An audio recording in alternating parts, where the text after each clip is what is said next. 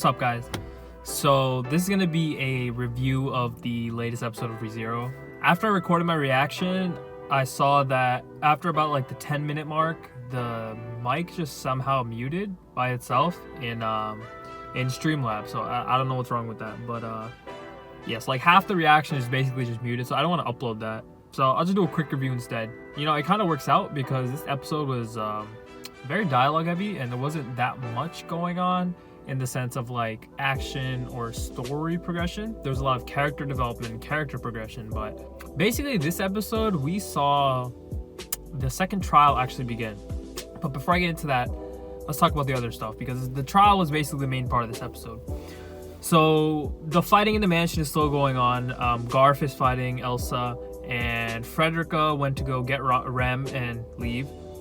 So props to her. So she meets up with Otto and, you know, Petra's there too. And then out of nowhere, a freaking hippopotamus flies through the wall and it ends up being Emilia there. Frederica stays to fight Emilia. Otto escapes. Petra escapes with Rem. So that's the fight we're going to get over there. Garf is still fighting Elsa. So Subaru ends up in Beatrice's library. And this is just another attempt of his to save her from her fate. You know, the point of him even going there was that he wanted to remind her that the book she holds, the tome or whatever it is, it's blank. And she should start thinking for herself and kind of acting based on what she wants rather than like, you know, just following what Roswell wants or just following what fate has been handed down to her.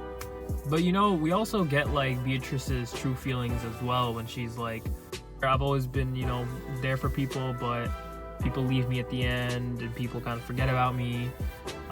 So that's kind of like her relationship with like Rosewall and her mother, Echidna.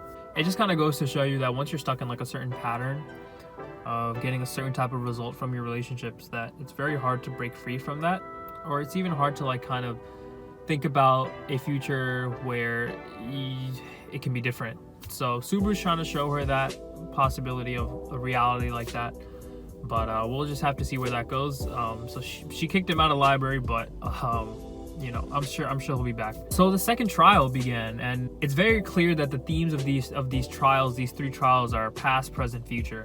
So this one being the present, the one that we just finished being the past. So that one was with Emilia reconciling her past, kind of accepting it, learning about it. And this one is more showing her an alternate reality to where Mother Fortuna's still alive, and you know, she's happy with Emilia and Betelgeuse and Archie, and everyone's alive and they're chilling and they all lived happily ever after. But obviously we know that's not the case. It started off with Emilia kind of indulging in that present and kind of just taking it for what it is, being happy. But at some point, you know, she realizes that this isn't reality. This is just what Echidna's showing me.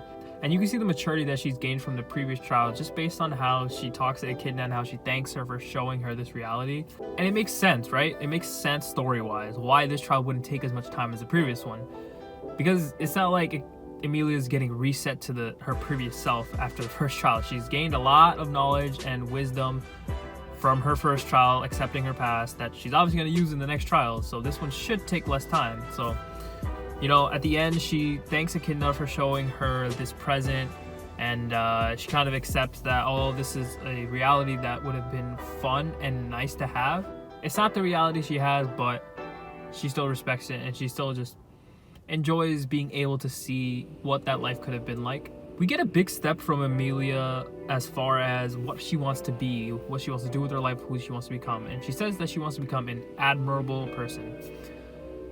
And what's interesting about that is that it's not only for herself or for Subaru, who helped her a lot, it's for every one of her friends around her, whether that's like Ram, or whether that's like Garf or Otto or Rem, or just every one of her close friends. She wants to become better for. She wants to be someone that people look up to, and I think that's great for her. There was this one scene towards the end of the trial where she jumps off the cliff into the water and she's staring in her reflection and she says, I don't look as much like Mother Fortuna as I thought. I think that part is very interesting because up until now we've always seen her saying kind of like, oh, I have the same eyes as my mother, I have the same purple eyes and they're so beautiful. But at that moment, at the end of the trial, she's kind of showing that she's becoming her own person, that she's not just tied down by her past, and she's not just the daughter of Fortuna or the daughter of the witch or whatever. she's finally figuring out her own identity. So I think that was very important. Another quick thing, when Emilia finishes her trial, the sanctuary people all come and support her, which I think is a very big step up, because up until now, like, she hasn't really gotten the full support of the sanctuary, and now like they're all behind her back, and it's great. It's great to see that she's being lifted up by her people. Yeah, I think that pretty much sums up what happened this episode.